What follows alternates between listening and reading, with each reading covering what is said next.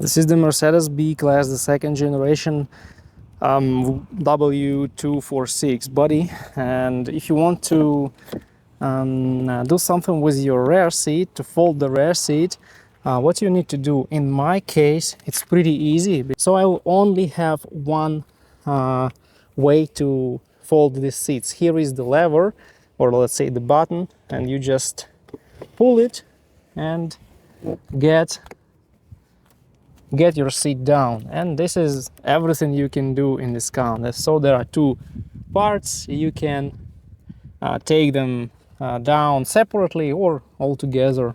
On that side you're doing the same. It's not that level floor, as you see.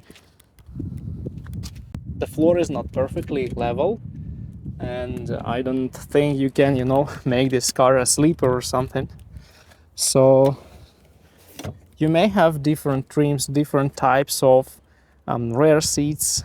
Unfortunately, this part of the seat doesn't move anywhere. I can't take it up, can't do anything with that to get some more cargo space in this case. This is, by the way, the electric Mercedes B-Class with simple seats, and so in this case you just have this option.